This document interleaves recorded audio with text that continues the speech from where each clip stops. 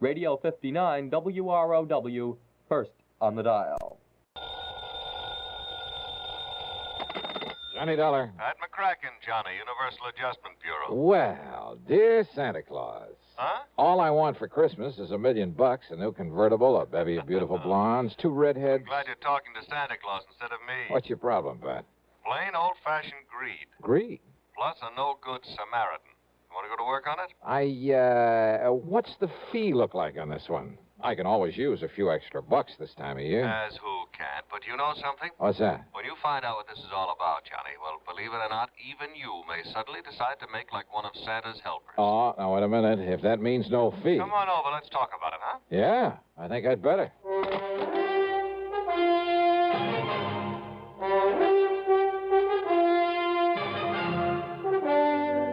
CBS Radio brings you Bob Bailey in the exciting adventures of the man with the action-packed expense account, America's fabulous freelance insurance investigator. Yours truly, Johnny Dollar.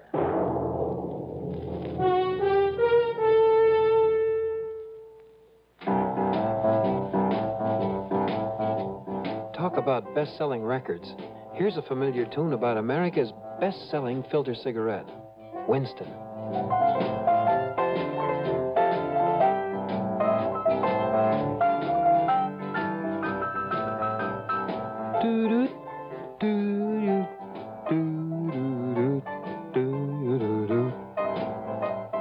Winston gives you real flavor, full, rich tobacco flavor. And you know, that's because only Winston has filter blend up front. Choice, flavorful tobaccos, specially selected and specially processed for filter smoking. No wonder Winston tastes good, like a cigarette should. Smoke Winston. And now, Act One of yours truly, Johnny Dollar.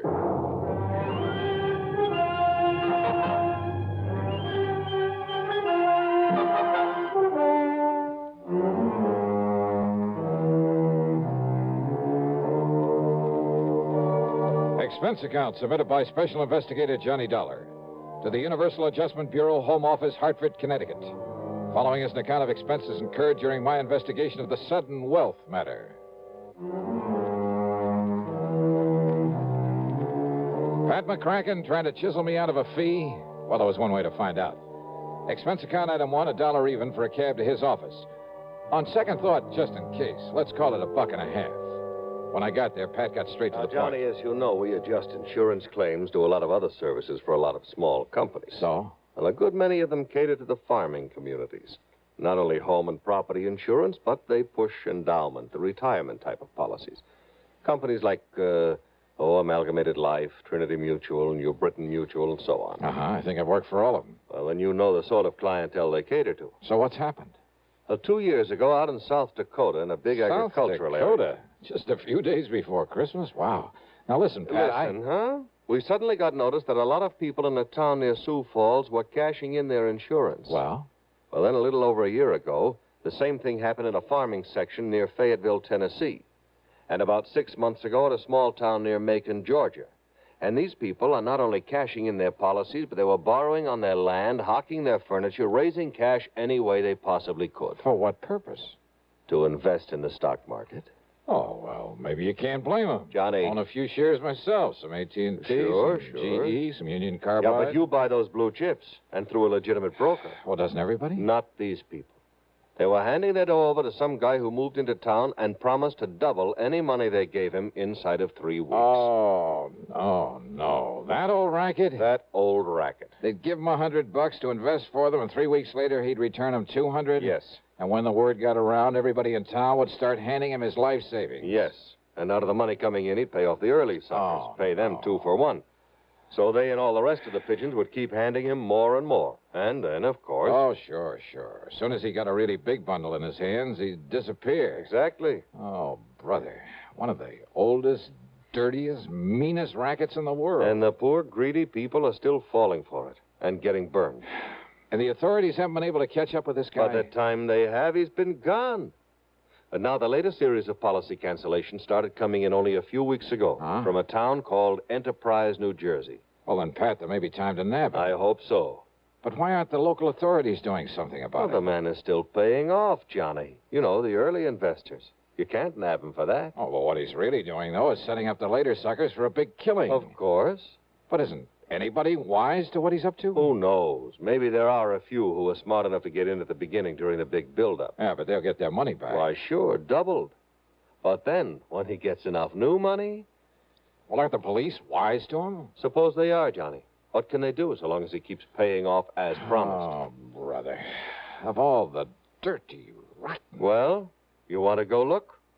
I sure do, Pat. And you can pay my expense account, but that's all. You know, on account of Christmas or something. I kind of thought you'd feel that way about it. Yeah. I'll be in touch.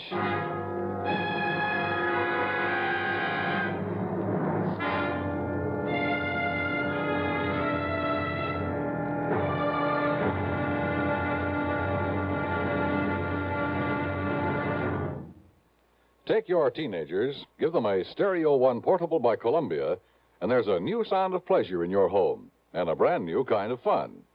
Only Columbia gives you a big 6-speaker stereo portable phonograph with all the rich tone and range of big console models, and it's only $139.95.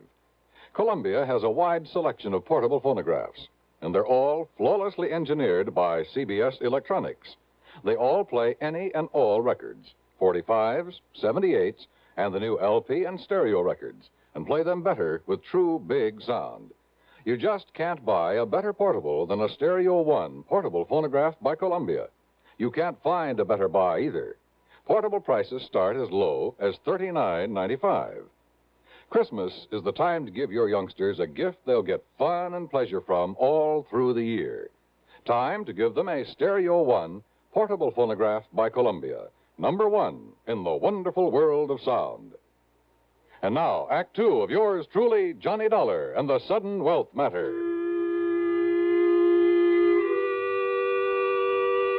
Expense account item 2, $62.50.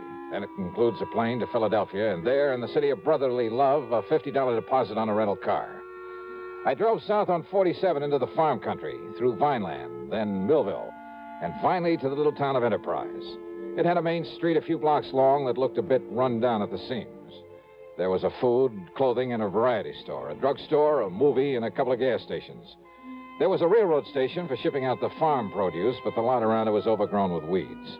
A block east of the station was it was an old, somewhat nondescript sort of building, but over the front door was a weathered wooden sign that told the world it was the city hall. Inside, at the end of a corridor, I found a door that bore the legend Police Headquarters. Police Headquarters? That's right, son. I'm the chief of police, Chief Walters. What'd you say your name is? Well, I didn't, but it's Johnny Dollar. Well, pull up a chair and sit, Mr. Dollar. Okay, thanks. Yeah. Now, what can I do for you? Chief Walters, I'm an insurance investigator. Huh? Oh, sure, Johnny. Sure, I know all about you. I hear all about them cases you investigate on the radio. Yeah, I catch it on WCAU in Philadelphia. Good. Well, now listen, I hope you didn't bother coming down here just on account of I took some cash out of my policy. You did? Well, tell you the truth, Johnny, a lot of people did. Oh, you know how it is. Something special comes along, you can use some extra cash. Oh, but now don't you give it a second thought. Oh, why do you say that? Well, a few more weeks from now, the folks in this town will be buying up more insurance than ever. They'll be buying more of everything. Uh-huh. You mind telling me why? Well, because we'll all have a lot more money, that's why. In spite of what Mr. Lowry says. Oh, who's Mr. Lowry? Oh, he runs that piddling paper. You know, the Gazette. What he says about what, Chief? Well, now, I'll tell you this, Johnny. He puts any of them things that he says about Mr. Morgan in his paper, the folks won't buy it anymore. Morgan? John D. Morgan. Yeah, he's the man that's putting this town on its feet again, now that the farmer's dropped off. John D. Morgan. One of his grandpappy's relatives on his mother's side was a Rockefeller, and another one was a Morgan. Big financiers, just like he is. Uh-huh. Yeah, see, he belongs to that New York Stock Exchange. He told you that? That he did, son. Well, then I have a sneaking suspicion he's the man I came down here to see. I would if I was you. Why, Johnny, when he come here, Jerry Chisholm gave him $20 to invest for him. 3 weeks, and he give Jerry back 40. Yeah, I've heard about this. And story. then the widow Pasquale gave him 25. So, 3 weeks later, he gave her 50 back. Yes, sir. So now she's going to dig up some more to invest. Well, just like everybody else in town, including me. Uh-huh. Has he told you why he's being so good to you folks? Yeah, sure has. And it's a mighty fine thing. Why? Well, because it was right here that one of his ancestors got his start. His name was Josiah Morgan. Josiah Morgan. Yes, sir. Back in 1800 something. I see. So he's come here to show his gratitude for the town that give his family a start. That's what. Oh, yeah. So, Johnny, you just invest everything you can with him, and you'll be glad you did. Where'll I find this John D. Morgan? Over at the Parker house. Well, Johnny, he made old man Parker turn the whole third floor into a suite for him and keep the hotel safe up there to keep our money in. Yeah, and you know what he spends with that suite of rooms? No. $100 every week. Whoa.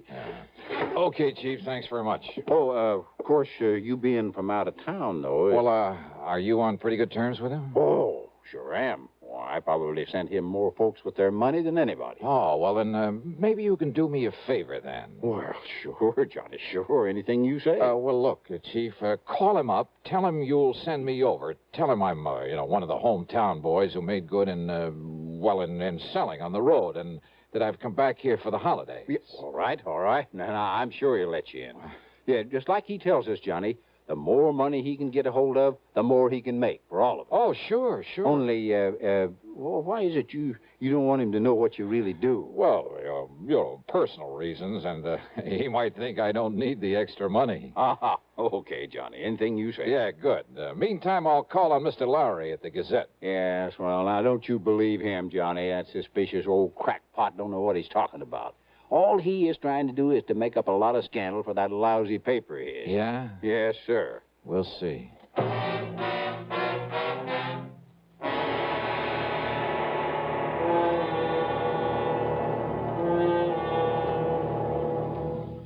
Act 3 of yours truly, Johnny Dollar, in a moment. Meet star Stuart Irwin.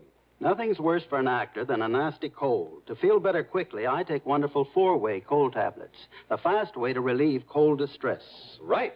Tests of all the leading cold tablets proved four-way fastest acting. Four-way starts in minutes to relieve muscular pains, headache, reduce fever, calm upset stomach, also overcomes irregularity. Take my advice. For your next cold, take four-way cold tablets, the fast way to relieve those cold miseries. Four-way, only 29 cents. And now here's a word about another fine product of Grove Laboratories. Does dandruff dull your hair, leave scalp itchy? Get Fitch Dandruff Remover Shampoo and get rid of unsightly dandruff in 3 minutes. 3 minutes with Fitch regularly is guaranteed to keep embarrassing dandruff away forever. Apply Fitch before wetting hair, rub in 1 minute. Add water, lather 1 minute. Rinse 1 minute. Every trace of dandruff goes down the drain. 3 minutes with Fitch, unsightly dandruff's gone. Fitch can also leave your hair up to 35% brighter. Fitch Dandruff Remover Shampoo. And now, Act 3 of yours truly, Johnny Dollar.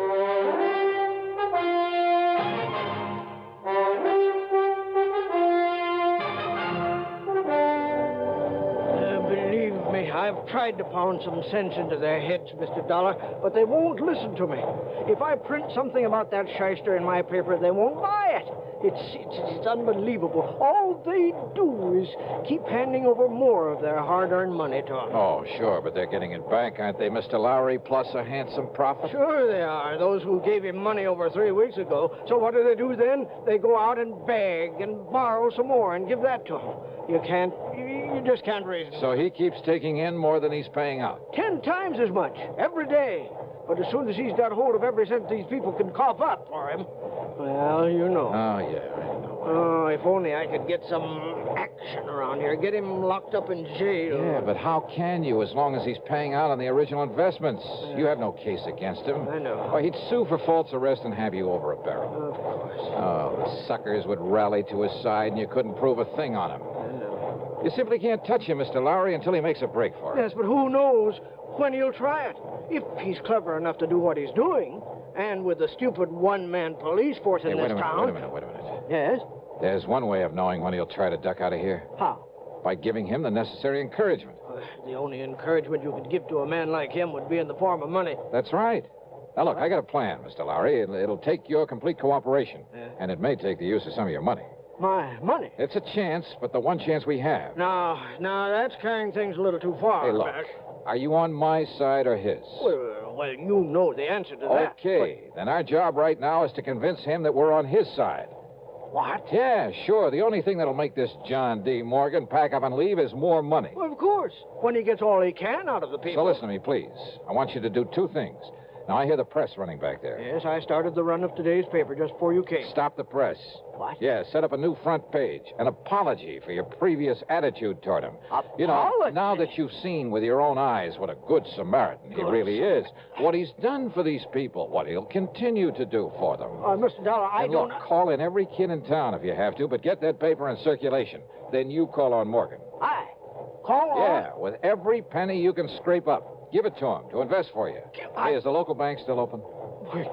It will be in for a couple of hours, but now look here, Mr. Dollar. Then I'll try to get hold of some money myself to give to that crook. You? Well, Dollar, don't you see Do you think he'll hang around once he's got his hands on a real bundle? Hey, don't you understand, Mr. Lowry? Well?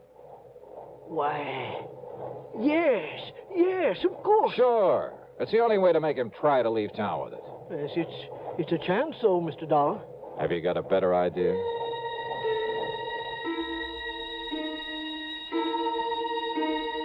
While Mr. Lowry set up a new front page and got the paper back in the press, I went over to the city hall. Under protest, Chief Walters went through the old town records. And when he found no record of any Jodiah Morgan, he kind of changed his mind about John D. Then I spent item 3, $1.50 for a call to the Securities and Exchange Commission in New York. They'd never even heard of our shyster friend. Chief Walters' protest then was because I wouldn't let him go straight to the hotel and slap the cuffs on John D. Morgan. And he is a crook. Lowry over at the Gazette was right. Well, sure, of course he was. But look, if you try to arrest Morgan now, you'll only make trouble for yourself. Until we get proof, we have... Bang that dirty crooked. What can I do, Johnny? Well, I got a plan going, Chief. I'll tell you about it on the way to the bank. Oh, what kind of a plan? Did you phone Morgan I'd be over to invest with him? Yes, sir. Good. And when I said your name, well, he made me repeat it for him. But I didn't tell him who you really are. I mean, what you do. Good. Now, you can help some more by taking everything you have out of the bank. Huh? Sure. To invest with John D. Morgan. What? Come on. I'll tell you what it's all about. At the bank, I laid the whole thing out to the president, a dignified old man by the name of Peterson. He, too, agreed to cooperate. Item 4, then $2.25 for a call to Pat McCracken back in Hartford. $10,000? Yeah, wire it to my account right here at this bank. Now, Pat, immediately. And you're going to hand it over to that crook? That's right. Well, Johnny, if something goes wrong, if he gets It's away... a chance we gotta take, Pat. Well? Okay, Johnny, whatever you say. Attaboy. Now, Mr. Peterson. Mr. Dollar, my own wife has just gone to see Morgan with $5,000 for him. Oh? And if that doesn't, well, I guess flush him out is Yeah, the term. good. And yet, I wonder. Yes? Well, I just hope we aren't overdoing this thing now. Enough to make him smell a rat, I mean. No, of course not, Johnny. Ain't you seen the Afternoon Gazette? Precisely. With the paper now supporting instead of fighting him, more people than ever have gone there to give him money. Yeah, but if he does get suspicious, I think I'd better go over there and see him. Whatever you say. But until Pat wires me that $10,000... Oh, here, Mr. Dollar. Here's $1,000 in cash. Huh? From my own personal account. And if you need more... No, thanks. But this ought to be enough to convince him I'm sold on him. Hope I'm not too late. Not unless he were to find out who you really are. Come on, Chief, let's... Hey. Yes, Mr. Dollar? How does Morgan get around? Johnny, you mean you ain't seen that beautiful limousine, that brand new... Where does he keep it? He rents the garage back of Miss Goodwin's house on Wood Street, a couple of blocks west of the hotel. Okay, Chief, then I'll meet you at Morgan's hotel room. Okay, Johnny. And don't, for heaven's sake, tip him off about this. I'll go along with the chief. Yeah, do that. I found the Goodwin house on Wood Street. I found the garage and back. But there were no keys in the limousine inside of it. And rather than lose time breaking open the trunk, possibly to find nothing, well, I remembered an old trick I'd used once before. Then over to the hotel and up to the 3rd floor. But instead of John D. Morgan, I found half the population of Enterprise milling around in it. I had to force my way through to where Chief Walters and the banker, Mr. Peterson, were standing in front of an old-fashioned open safe. Too late, Mr. Dollar. We got here too late. What? Don't you see, Johnny? He skipped. He's already skipped out on us. Must have got wise to you. I had the chief order Mr. Parker to open the safe and look. look at what everybody who came in here thought were bundles of money. Their money, and it's... Wads of paper with bills on the outside to make them look Dollar, listen to me. Yeah, Mr. Lowry. These people feel that you were responsible for this. Me? And after making me give my last penny to them a while ago, Dollar, I can't help wondering myself. Oh, now look, use your head. Listen to me. Listen. All right, I'm listening. Well, doesn't anybody know where he went? He must have went out the window in the back room when he seen me and Mr. Peterson coming. The back window, huh? Okay.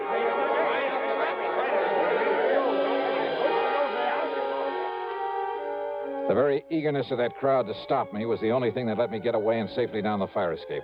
For they jammed so tightly into that back room, into the window itself, that it was a long, precious second before the slow, clumsy old police chief could start down after me. I tore on over to the garage again. And there, sitting in the car, was John D. Morgan. One hand on the starter key, the other with a Colt 38 leveled at my head. You, huh? I might have known you'd done something to my car when I saw you leaving this garage for the hotel a few minutes ago, Dollar. Yeah, that's right, Morgan. I took the rotor off the distributor. Then put it back quickly, or so help me, Dollar. Sorry, old man. It stays right here in my pocket. And you give me no choice. I'll have to kill you and take it All away right, wait a minute, Morgan. Look out there on the street. Oh, those people. Yeah, that's right. And I don't think they like you anymore. You see their faces? Not very pleasant looking, are they? Oh, no, let me... Oh, help me. They'll kill me. Maybe. You had that money for them? But yes, it's in the trunk of this car, all of it. Then you'd better open it up and be ready to give it back to them. Yes, tell them I will. I'll give it all back, all of it. After you let me have that gun. What? Come on. I'd hate to think of what they might do if they saw you waving that thing around. Oh, here, take it, please. Okay. Now get out and open up that trunk for him.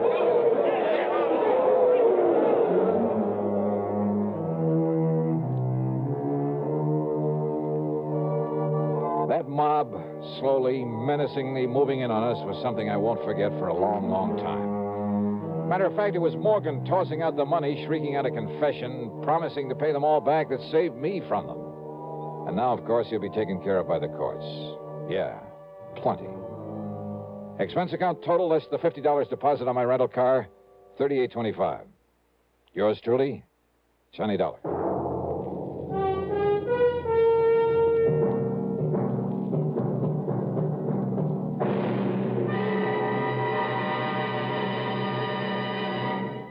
Our star will return in just a moment. How's your Christmas shopping coming? Not leaving everything for the last minute, we hope. Remember, as a practical gift-hunting matter, the best selections usually go to the earliest shoppers. Another thing, last-minute men compete with the biggest crowds in the stores and streets and face greater accident danger. CBS Radio suggests shop early and safely for a healthy, happy holiday season. And here's a suggestion for Christmas buying that's really giving the best. Almost Christmas, no time to lose. Lots and lots of gifts to choose. Give him, give her a gift set by Yardley. For her, an array of all new Yardley gifts, $1.50 to $13.50. A Yardley Red Roses spray mist and soap set, $3.50. All prices plus tax. Yardley. Give him, give her a gift set by Yardley. Now, here is our star to tell you about next week's story. Next week, the strangest disappearance I've ever been called on to investigate. Join us, won't you? Yours truly, Johnny Dollar. Yours truly, Johnny Dollar, starring Bob Bailey, originates in Hollywood and is written, produced, and directed by Jack Johnstone. Heard in our cast were Lawrence Dobkin, Forrest Lewis, Junius Matthews, Edgar Barrier, and Russell Thorson. Be sure to join us next week, same time and station, for another exciting story of yours truly, Johnny Dollar. This is Dan Coverly speaking. Time once again for another tale of suspense as this popular weekly drama follows on the CBS Radio Network.